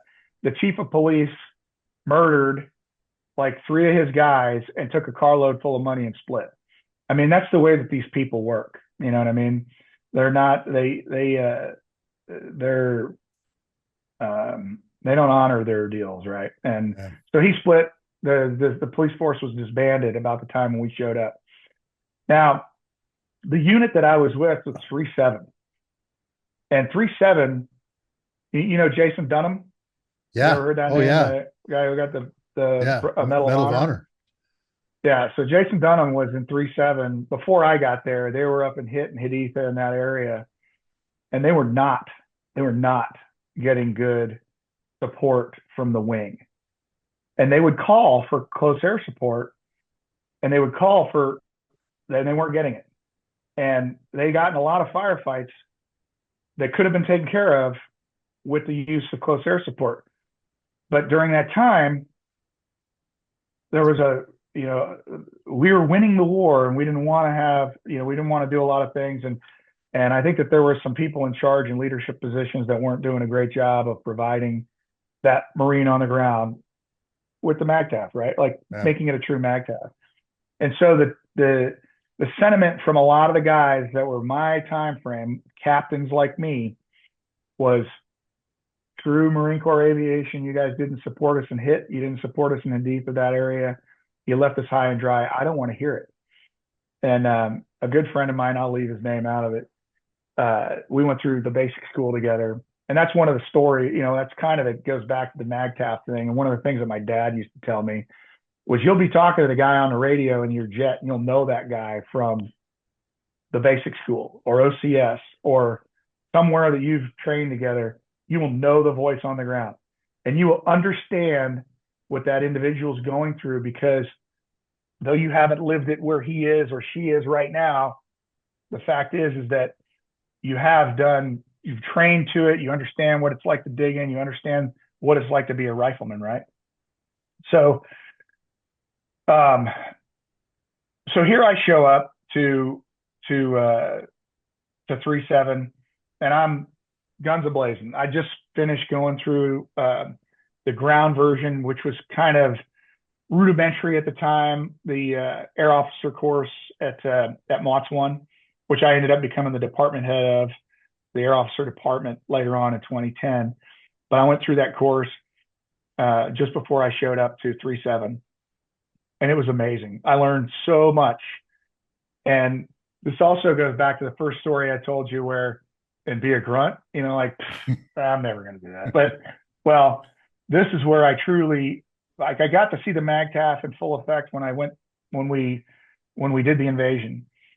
But when I was on the ground with the grunts is when I truly learned what it meant to have air support. And after going through MOTS 1's air officer course, I learned really all 6 functions of Marine Corps aviation. The only thing I knew before that was, I am a kick-ass fighter guy. I fly F-18s. I wear cool sunglasses. I got a hot wife, and I'm awesome. You know what I mean? And now I'm on the ground learning that, oh man, this is really what that F-18 was designed to do. Like, oh, and this is what a CH-46 does. And this is what a Prowler does. And this is how I integrate all of that stuff to protect my Marines on the ground. And hands down, that tour in Ramadi, hands down, was the most, I mean, I was a CO, I was 05 commander and 06 commander. That tour with then Lieutenant Colonel Roger Turner, who's now Lieutenant General Roger Turner, an amazing American, amazing Marine. I mean, I think any Marine in that battalion, if he walked into a building on fire and said, we're not going to get out, they'd all follow him right in there. They would follow that guy anywhere. We called him, the joke on the street was we called him Lance Corporal Turner, because he was always out there looking around, trying to find, hey, what's going on? He was there. He was with you on the ground all the time. Leading And from the he would front. put his, that's right. And he put his trust and confidence in me. And freaking Captain Sullivan, who, he knew me for about 6 months. He watched me do my stuff. He watched me fight with the captains, the OPSO. And when I say fight with, I mean, hey guys, we need to bring aviation into this. This is what we can do for you. And their sentiment was, you didn't do it before. You're not going to do it again. We're not counting on you. And which was really, really sad to see. But the one guy that I didn't mention his name at the beginning told me, he said, if you drop a bomb, or he said, if you, his original quote was, we almost ended up in a fist fight in front of the battalion commander because I was trying to take his snipers to go teach him how to do, at the time, what we called 6 lines. And the idea was, if one of these snipers got stuck and was away from me and I couldn't control the aviation assets, I wanted to be able to talk to the airplane, talk to him, find the bad guy that he needs to go away, and make that happen, right? It's called a 6-line brief. I'm here marked by X, Y, and Z. They're that direction and distance, and they look like this, marked by whatever. And so he was pissed because I'd stolen his snipers for this training course. And he's like, man, this is blah, blah, blah, blah, blah. And anyway, he says, Marine aviators, you are pussies. That's what he called us. And I said, and we almost went to blows right there in front of the battalion commander. He said, if you drop a bomb in Ramadi, he said, I'll suck your, and then sure enough, the first bomb I dropped in Ramadi, he came running into COC and kissed my butt. And I was like, we've been here 3.5 months. That's not what you said. He said, I'll kiss your ass. I was like, nah, you didn't say that. Anyway, it was a time when public sentiment was waning. We did not want to Fallujah Ramadi. There were a lot of civilians in Ramadi. So we could not, and remember I told you about the civilian casualty thing, right? It went from 20 to 10, 3 weeks, 4 weeks after we showed up. It went from 10 to 1. And I still had no idea what the hell that meant. I knew what the rules of engagement were with regards to 2 separate things. Self-defense. Self-defense was basically the big one that we worked on. So if we were in a self-defense situation, collateral damage went out, didn't necessarily go all the way out the window, but proportionality is then what took over. And proportionality doesn't mean if they're shooting 7.62 at me, I'm going to shoot 7.62 at you. It means I'm going to shoot a hellfire at you, right? And I'm not going to blow up the entire block. I'm just going to kill the room that you're in and make you stop. And so I take the hooks in Ramadi, the hooks, the radios. And when I did the turnover, I got the same thing from their guys, which was, dude, we're glorified watch officers. We don't do anything. And I was like, it's not going to happen. That's not the way we're going to do business. We're going to use all 6 functions of Marine Corps aviation. Though we might not employ ordnance if we're not allowed, we're going to use electronic warfare. We're going to use assault support. We're going to use armed reconnaissance. We're going to use all 6 functions of Marine Corps aviation. And I was the command area control of missiles, aircraft and missiles at the time. So maybe we're not going to do anti-air warfare because they didn't have anything flying, but really we did use essentially all 6 functions of Marine Corps aviation. And, they knew, the bad guys knew when we were reliefing in place. We call it ripping. And so when we showed up to Ramadi, the enemy knew that we were in a vulnerable situation. They knew that we didn't know the roads as well as the other battalion that was leaving. They knew that there was a relief in place going on, that there were 2 teams that weren't really meshed together, that were trying to work together to get out so that the next team could come in. They had it down. And so they're running around putting IEDs all over the place. And I'll never forget the guy that, the air officer that was leaving had just left, and he was in Camp Ramadi. Actually, when you look at Ramadi, this is Ramadi right here. I don't know if you can see this. I'll try and get up there. But so this is me flying over Ramadi in 2009. And this is where we lived right here. That was called Hurricane Point. And over here, this was Camp Ramadi, and that was Blue Diamond. And Ramadi, this was basically my area of operations right here. Mhm. Is essentially 3 by 3 kilometers. And it might as well have been the size of Texas. In there, you had tons of civilians. You had not only our military using the main supply routes, the MSRs that went through there on Michigan, but you had all sorts of folks driving through and around and, doing all sorts of different things. So it was not the Wild West by any means. And so to coordinate fires in that city was amazingly difficult. And we got it down to a science, and we did really well with the rules of engagement that we were given and the tactics, techniques, and procedures that we had in place. And a lot of the things that we would do is we'd put facts out at the different observation posts. And the fact would do so much, but what we'd really do is we'd go sit with Lance Corporal, whoever, in his post, and we go, hey, what do you call that building over there? And he say, oh, sir, we call that one the Gay Palace. Well, why do you call it the Gay Palace? Well, we saw 2 guys having sex up there, and so we call it the Gay Palace. So whatever it is, Yeah. it just ended up being called the Gay Palace. Or this one was the Red Roof Building. That one was the hotel or whatever. I mean, they all had different names, right? And so we're like, okay, cool. You call that this? We'd mark it down on a map. We'd get a GPS coordinate for it. We'd take a picture, put it up on the post.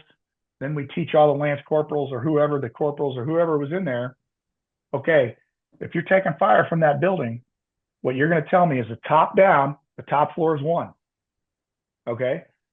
This side to your left is going to be A, and it's going to go A, B, C, D, E, whatever on the windows. You're going to do that all the way down. So if it's, 3B, it's the 3rd floor down, 2nd window in from the left. We do that for this post. We do it for all the posts. And then at the time, we started getting some pretty impressive software. We call it Piss Off, Precision Strike Suite software. Of course, I had to call it Piss Off, right? And it was the first way to employ GPS-guided bombs on a precise and accurate location. And so we doped out the whole city. And by the time I left, I had a phone book about this big of every single building that had line of sight to any one of our observation posts or that we'd taken fire from before. And so we coordinated, and I ended up being not only the air officer, but the fire support coordinator, because we'd run mortars and, different things inside the city. I guess I can say that now. We weren't really supposed to do that, a lot of that stuff, but we'd end up running indirect fire support inside there. And then we coordinate with Camp Ramadi for a loom and different things like that. But all those fires, like I mentioned before, the orchestra, you know what I mean? Putting together the orchestra, we would do that. And while I was there, I mean, we had hundreds of controls, but I'll put it this way, the furthest bomb that we dropped was 180 meters away in a city. If you can imagine a 500-pound bomb going off 180 meters away, that was the only real bomb we dropped. The rest was Hellfire, TOWs, Laser Mavericks. And because they wanted to reduce collateral damage so much, I asked if we could drop inert bombs. Just give me a 2,000-pound piece of concrete, put it in the right spot, and it'll do what we need it to do. But they wouldn't let us drop inert bombs for some reason. But the time in Ramadi as a forward air controller and an air officer was hands down. I mean, it was, we took 50% of casualties in the battalion. I think out of the 1,400 or so that we had there, we had over half got Purple Hearts for something or other. Every single day we'd have over 30 or 40 significant actions, which would mean sniper fire, indirect fire, IED, anything like that. We only lost 14 Marines died. But, and that was primarily because we were close enough to Camp Ramadi where they, no kidding, had the special operations surgeons and really good surgeons there too that could do some amazing work. some dude in a beard comes over to the K-bar and cuts your chest open and starts squeezing your heart to keep you alive. That's the kind of guys that we had there too. Oh, jeez. But I'll give you an example. Like one night we had 14 guys lose, out of the 14, 7 lost one leg and 7 lost both legs. And one guy got burned over 80% of his body. All of them lived, you know? Wow. Yeah. I mean, the fighting in that city was much, much different than Fallujah. It didn't get the big time press that Fallujah got because it wasn't just a smackdown, but it was a smart fight. And I'll never forget, I was with Lieutenant Colonel Turner at the time, the battalion commander, and we're out meeting with the locals. And we were doing, we are starting the elections that November, and it was a total joke. Like, I don't, I, I, I got a national security strategy master's, and I studied ISIS, and it informed me so much on what actually happened in the Sunni Triangle. Because after we won the war, and we were trying to extricate ourselves, Iran's coming in, all the terrorists are coming in, and they just want to kill Americans, right? And so you end up in this situation where you have this population. I don't want to get too crazy on you, but you have 3 things, right? You have the people, the military, and the government. And when we look at going to war with somebody, we always talk about the government and the military, but what we don't think about are the people. Yeah. And so when while we were in Ramadi, the people were against us, and they would send people. Bad guys would come in town, and I think if they didn't like them, they'd send them to the Rashid Hotel, because we bombed the crap out of that place. Yeah. Every time, we'd always take fire from this hotel, and it was like a hot spot. We'd always hit there. And then they finally got wise to that. But these people would come in, and if the locals didn't support the terrorists, they'd kill the locals. And we did the first elections in November. That was kind of a joke. Later on, in December timeframe, we had the Al Anbar Awakening. I don't know if you remember that, but the Al Anbar Awakening happened, and that was real. That was real. That was the Sunni people that lived in Ramadi, because Ramadi was primarily Sunni. That was those people going, hey, we're done. They said that they'll leave. We want to take our city back. And so we're in there, and I'll never forget, we're talking to this local chieftain and Lieutenant Colonel Turner, through the interpreter. And the reason I heard it was because the interpreter said it. But he says, hey, look, man, we don't want to be here. You don't want us here. We need you to start volunteering for the military and take your city back over. And he goes, why are you fighting us every day? Why are you continuing to fight us? And the chieftain said, it's not us. He said, we've invited them here and they won't leave. And what he meant was all of the insurgents that were coming in town were these folks that they said, hey, come kill Americans, we'll help you. Well, it was very interesting as our deployment progressed. In January, we had a lot of folks come out and volunteer to join the military, the Iraqi army. And I'll never forget, that was a big one. I was sitting outside. It was later in the day. I forget exactly what I was doing. I might have been PTing or something. But man, a huge explosion happened at the glass factory, which was basically across the river from where I was, probably about 400 or 500 meters away, where all these Iraqis were coming in to volunteer. And this Egyptian suicide bomber came in there and blew himself up and killed a ton of people, including a Marine colonel, I believe, and another guy with his dog. It was bad. And, it was bad. But what happened was that cemented the resolve of the Sunnis in the Al Anbar, in the Sunni Triangle. And they said, hey, we're done. And then as that war, as my deployment progressed, towards the end, we'd hear huge gunfights going on. And we're like, who's fighting? Hey, is that you? Is that you? Nope, nope, nope. Call the Army. Is that you? Is that you? Nope, nope. Oh shit, who's fighting? It's red on red. It was the locals kicking out these scumbags who they'd invited into the city. And they finally started taking over the city. And Slug, I'll have to tell you, it was interesting for me because I did the invasion, which was full up kinetic, balls to the wall warfare, right? I mean, we're getting shot at in the air. I got a whole bunch of surface to air missile stories I can tell you, strafing guys, all sorts of crazy stuff. And then to this, like General Krulak used to say, the Marines fight the 3-block war. We're handing out MREs on one block and taking care of people on the next and fighting a full up war on the next. That was Ramadi. Ramadi was truly the 3-block war. And, we're trying to build schools and they're shooting at us when we're trying to build a school, And anyway, the Sunnis in that area decided to take their city back. 3-8 came in after us. I think it was 3-8. They came in after us and they fought.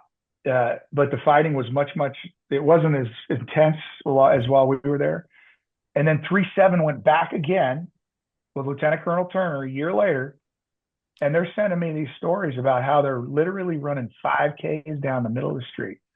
Guys were going out in town getting haircuts. It's like, holy cow, man, we won this war. And when I went back in 2009 flying with the MFA 314, I can remember the first time that I flew back over Ramadi. I looked out over the window and I almost started crying. I was like, really? It was for that. It was that big. That's the land that we fought for, was literally that big out of my window. 3x3 clicks. That was it. And I looked down there, totally different. We're gone. Parks, like the souk where they used to do all their markets and stuff, up and running. Guys are, stuff is kind of back to normal. There'd be an occasional, like you'd watch the SIG action almost throughout the whole AO of Ramadi or of Iraq. You might get three SIG acts in the entire day. So, being a captain in the Marine Corps and an air officer for a leader who lets you do your stuff was amazing. And, the responsibility was high. He'd look over at me. Everything was danger close, and so he'd look over at me and be like, are we good? Like, yeah, I think we're good. And you're trying to do the best you can with what you got. You're like, well, guys are in a building. Bomb's going to come over here. This is going to be like that. I've taken measurements. I've done all the things that I can. As long as the guys hunker down, I think we'll be good. And, we were, and we did not have any civilian casualties in air delivered ordnance during our time there. But it was a fight because the higher ups, the general in charge, was a complete buffoon, in my opinion. I would get calls from the division air officer. Okay. I'm Captain Moron and I'm in a firefight, and Sergeant Belt is my, we had Merc. Yeah. He was my Merc operator, Microsoft what Merc is, right? Merc chat. Yeah. Yeah. Merc chat. So he's on the Merc chat, and the phone rings and he gives it to me and he's like, hey sir, it's a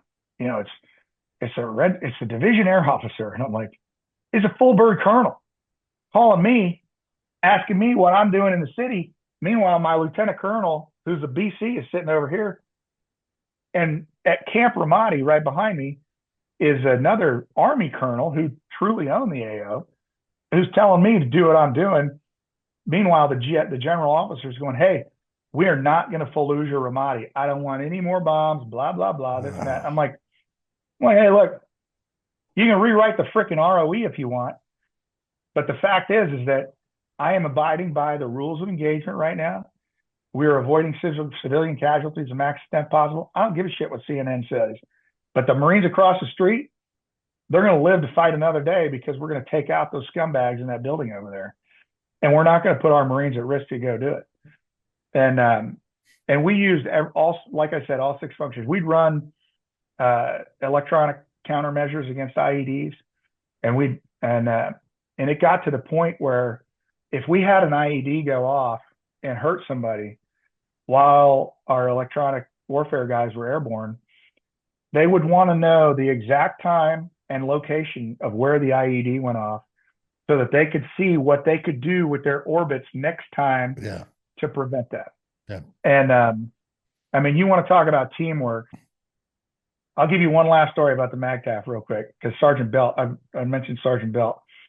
This is a great story about the Marine Air Ground Task Force, talking to guys who you know in the air, on the ground, guys and gals in the airplanes who were super familiar with my AO because they had my targeting pack, you know, my little telephone book, if you will, in Ramadi. And I'm out. If you ran around Hurricane Point 3 times, that was 1 mile. And if you ran around, when you ran around the the northeast side, you had to serpentine because they'd shoot at you sometimes.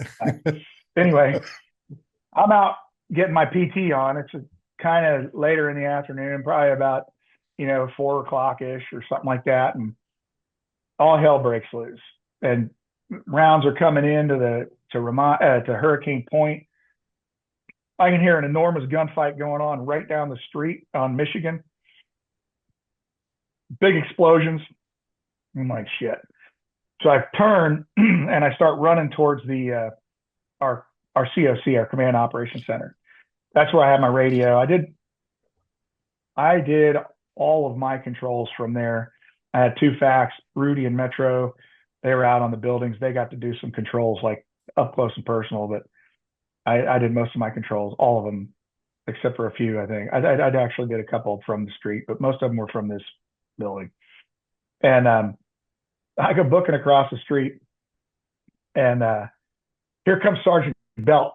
And Sergeant Belt didn't run around Ramadi as much as I did, so he's kind of huffing and puffing as he's running over to me.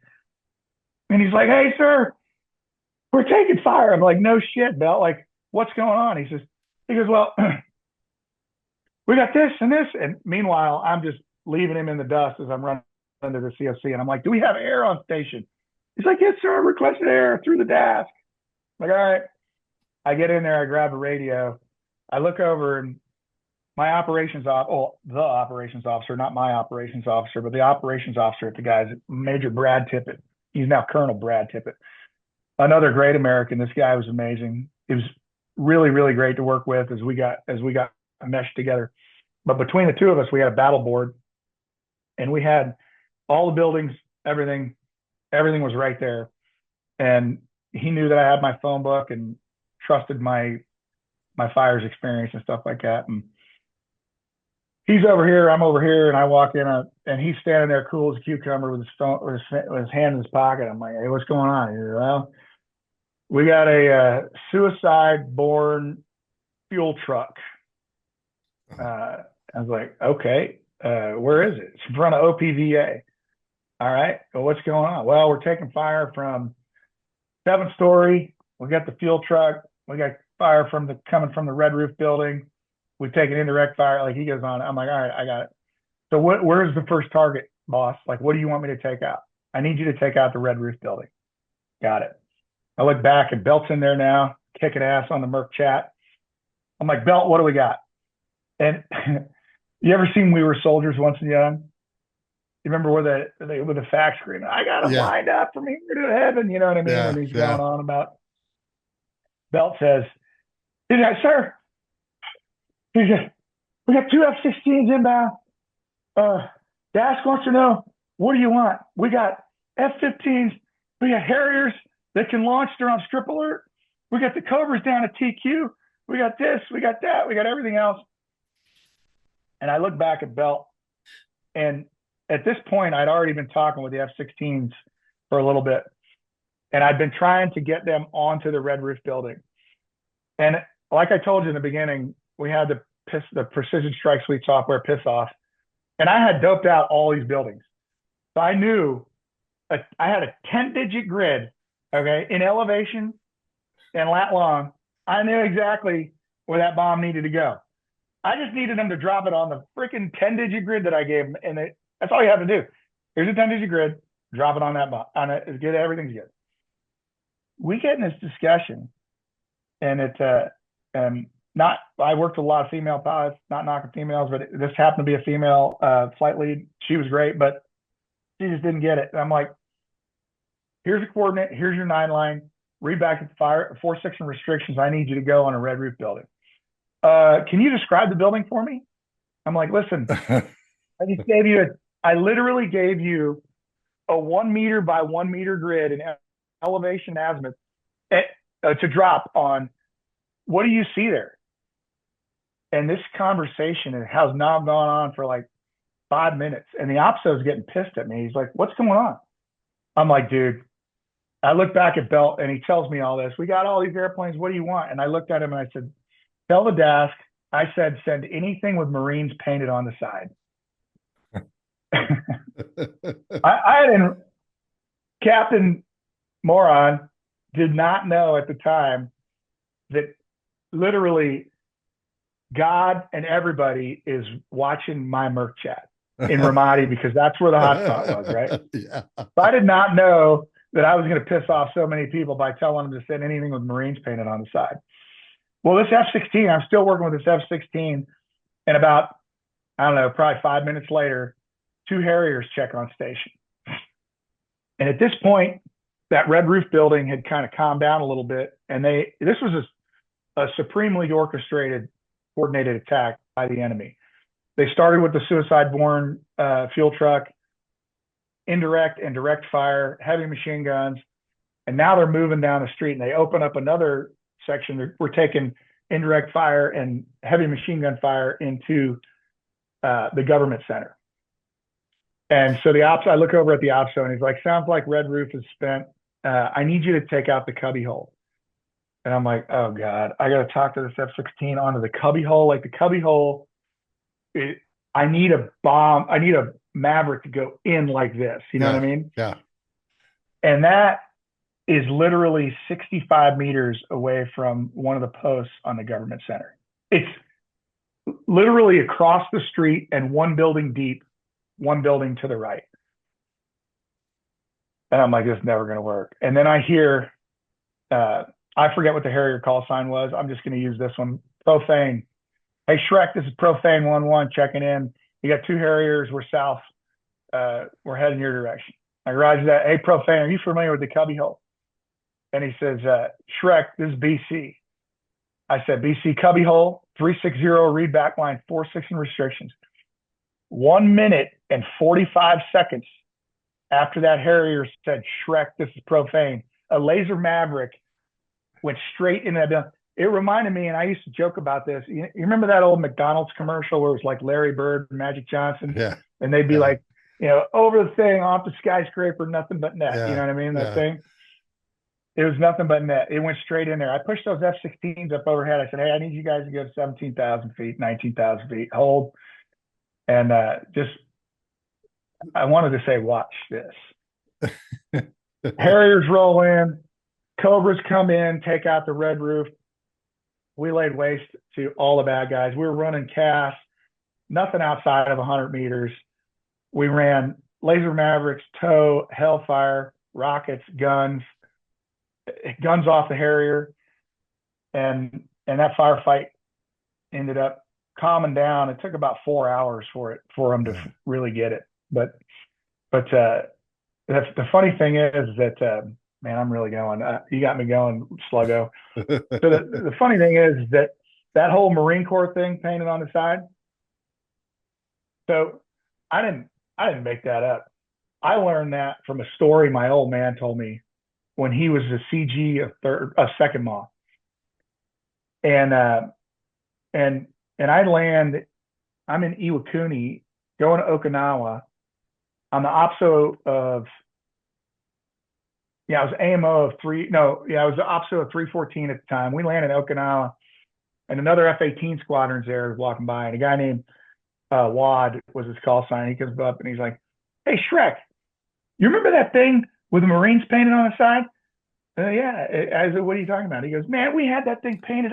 We printed that out in huge paper, and it was all in our COC. It says Shrek says send anything with Marines painted on the side.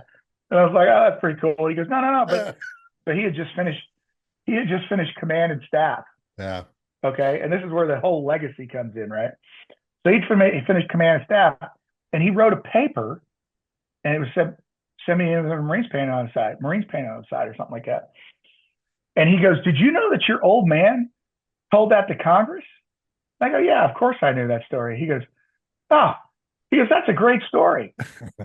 So when my old man was a CG, a second mom, the commandant at the time was General Al Gray.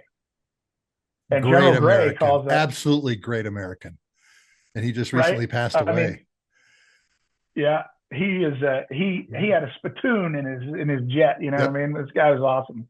Yeah. But General Gray skipped the deputy commandant for aviation and called down to Second Ma and said, "Hey, Lancer, I need you to come up here tomorrow, and you got to talk to Congress about close air support." And my dad's like, "Okay, what do you want me to wear?" He's like, "Put on your alphas and get up here, and you need to be at Andrews at this time. How you gonna fly one of your jets up here?" He's like, yeah, sir. I'll grab a Harrier. I'll fly it. So he goes, "Do I have to have any remarks prepared?" He goes, "Nah.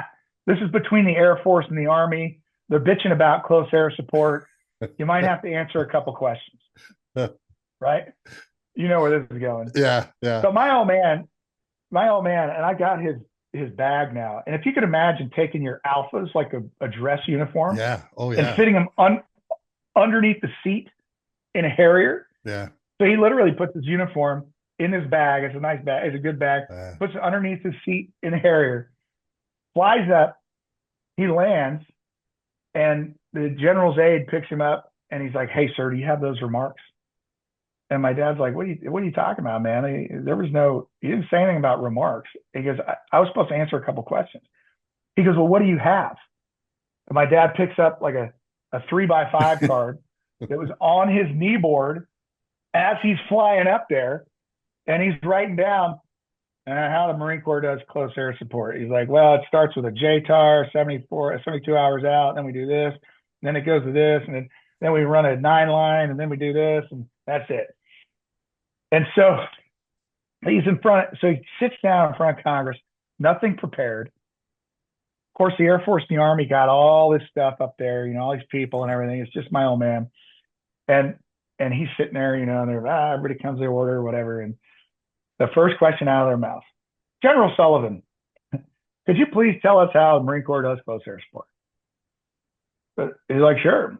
And he whips out his freaking 3x5 card, and he's like, well, it starts with a 72-hour process. We put in JTAR, bing, bang, boom, and then we kill bad guys.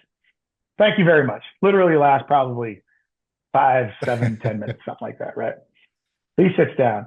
And then they ask the Air Force guy, the Air Force general. He gets up there. He's got this huge, there's no PowerPoint back then. He's got his slides. He's got this big butcher block thing, and he's going through all his stuff. And the Army general stops him halfway through his thing, and he goes, you see that? You see that right there? That's what it is. They don't provide us the ordnance that we need at the time that we need it. We don't get emergency CAS. We can't get emergency CAS. And then the Air Force guy goes, hey, he starts explaining there's no such thing as emergency CAS. We have on-call CAS. We have this, we have that. Doctrinally speaking, blah, blah, blah, right? And the Army guy doesn't want to hear it. He's like, no, you're not providing us what we need. This is bullshit. We need our own airplanes. They're trying to get their own airplanes. And so this goes on, and finally, in the end of it, these guys stop bickering, and one of the Congress people says, hey, General Sullivan, how is it that you essentially fly the same airplanes as the Air Force? How is it that you can provide the Marines what they need when they need it? Like, how do you do that? And he goes, it's easy. Our airplanes say Marines on the side. And apparently the whole place starts clapping. Everybody's going crazy. They're like ordering the fucking whatever. And they're laughing. but yeah, so that was the first time, it says Marines on the side. That's what we do. We support Yeah. Marines. We're part of the MAGTF. Yeah. We're part of the MAGTF. So that brings a full circle to the beginning of the discussion about MAGTF, I think. Yeah. It sure does. Hey, brother, I know you got an early show. We've gone on for quite a while. All right. Thanks for being on, brother, tonight. This has been Yeah, it's fabulous. good. Man, sorry for the break, but we're going to schedule again for another hour or so, okay? Because I know you got a lot more, and I got a lot more I want to talk to you about. All right. Okay, great. So when the schedules line up, and we'll get a hold of you, and we'll work it out again. Shrek, thanks. All right, Sluggo. Yeah, brother. Easy day. I'm glad I had my graphics behind me. I wasn't planning on that, but yeah. Anyway. Pointy talkie. Folks, this is why I love doing this show, is talking to people like Shrek, because look at all the experience he's had in not only fixed wing, rotary wing, but also on the ground. Because remember, in the Marine Corps, you're a rifleman first before you're anything. Doesn't matter if you're a pilot, doesn't matter if you're a truck driver, you're a rifleman first. And the story of Ramadi, holy smokes, folks. So I really appreciate Shrek coming on. We're going to have him on again. And one of his good buddies, who was the commander of their weapons school, sitting side by side talking about Marine aviation. And that one is really good because they're kind of sharing off of each other. While Shrek was at the Operational Test Center, and Liddy was the commander of their weapons school. Again, folks, this episode is brought to you by Wall Pilot, custom aviation art for the walls of your home, office, or hangar. These beautiful 4, 6, 8-foot prints that peel off of vinyl and stick to the walls like you KC-135 you see above me. Support the show. We have 158 ready to print prints of famous airplanes like P-51s, ME-109s, all the way up to fifth-gen fighters like the F-35, F-22. And again, we're working on helicopters, but helicopters are really, really hard because of the main rotor and the blades and everything. But we're working on the Apache and the Sea King now. So go to wallpilot.com and order a couple of these 4, 6, and 8-footers, and they stick to anything, and they are also weatherproof. If there isn't one in the ready to print section that you like, fill out the form and have us do a custom one for you. If you have a favorite airplane that you would have your name on it from a particular unit with a particular weapons load, fill out the custom form and let's do a custom one for you. A 4-footer starts about $300 to give you an idea. The 8-footer we charge $500 for. So go to wallpilot.com and pick up a couple of these. Please subscribe to my show here on YouTube. But more importantly, go to my Patreon All Ranks Club and become a member. Those of you that become a member of the All Ranks Club get one-on-one time with me in Zoom meetings. We have question and answer periods. We also have like a virtual bar night. We have 10 7-inch wonderful, beautiful stickers that we send out also that you can put on water bottles or computers or wherever you want. That, again, are just like the one you see above me, only 7 inches. That's what you get when you join the designated driver or the by the bar tiers on my Patreon channel. If you just want to support the show and contribute somehow, my Venmo link is also below. Send however much you want because all of it goes to this show and keeping it going. And I appreciate all of you that have contributed, have become members of my Patreon All Ranks Club. And we're starting to do a lot more things online, particularly YouTube Live. I did TikTok Lives. They weren't that good, I thought. So hopefully this coming week, we will have our Thursday night virtual bar night where we just talk about aviation, starting about 6 p.m. Mountain Time on next Thursday. We'll start the virtual bar night. Now, I am going to be speaking at the Dover, Delaware Open Cockpit Day on the 19th of April. I'll be speaking twice, one in the morning, one in the afternoon. The following week, I will be at the Air Refueling Systems Advisory Group convention at the Planet Hollywood in Las Vegas from the 29th of April through the 1st of May. So if you want to come meet me personally, shake my hand, talk airplanes, I'll be at the Air Mobility Command Museum at Dover Air Force Base or at the Air Refueling Systems Advisory Group. I will have armloads of books that you can buy of Tanker Pilot, copies of Tanker Pilot, which I'll be happy to sign for you. And again, all of the proceeds of the sale of Tanker Pilot go to the Airlift Tanker Association Heritage and Scholarship Funds. I don't get any money from this. We are just trying to get the tanker story out there.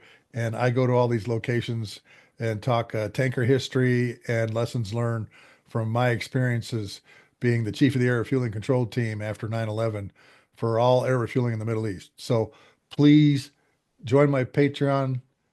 Please subscribe to the show, contribute through my Venmo, and hope to see you at the AMC Museum in Dover on their open cockpit day on April 19th. And then the following week, the 29th through the 1st of May, Air Refueling Systems Advisory Group at Planet Hollywood. Next week, we'll have episode 2 with Shrek and his good buddy Liddy and talk marine aviation once again. So thanks for tuning in. Thanks for subscribing. Thanks for supporting us. Become a member of the All Ranks Club, and we'll spend some time one-on-one. Sluggo, signing out here. Have a good weekend.